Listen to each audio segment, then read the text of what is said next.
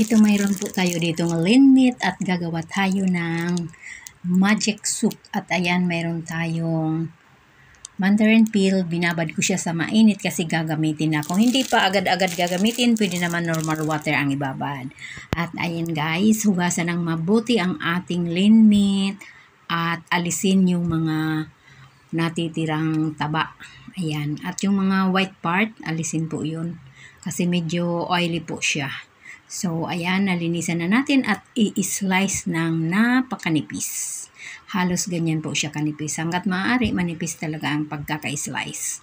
At yung maliit na part, slanting po ang pag-slice para mas manipis pa rin. So, ayan, na-slice na po natin. Ayan na po ang ating iluluto. So, hugasan din ng mabuti at i-drain well also. Ayan na po. Diyan ang ginamit kong strainer para ma-drain masyado. At ayan, alisin natin yung malambot na part ng mandarin peel.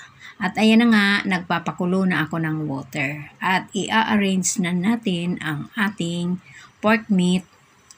Yan, dapat dry po ang ating paglulutuan, ang ating Chinese pot. At ayan, ilagay ng pati ulob yung ating bowl. At ayan, i-arrange na ng patong-patong ang ating mga slices of meat. At yan, maglalagay po tayo dyan ng mandarin peel. At yan, lalagyan na natin ang mga slices of meat para mamaya ma-extract yung lasa. Ayan na po ang ating iluluto. At yan guys, inalis kong muli ang kanyang takip kasi mahirap siyang ilagay kapag mainit na yung tubig. At ayan, para may hawakan. So, ayan na guys, takpan ng muli ng double takip at yung takip ng kaserola.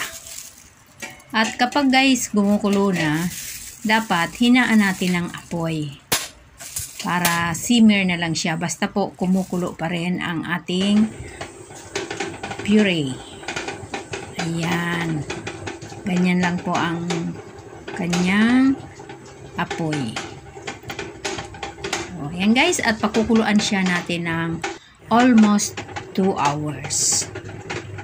Ganyan lang siya guys. At paminsan-minsan, bibisitahin natin, baka maubusan ng tubig, pwede tayo magdagdag ng tubig, basta yung hot boiling water na rin. Para hindi mantala ang kanyang pagboboil.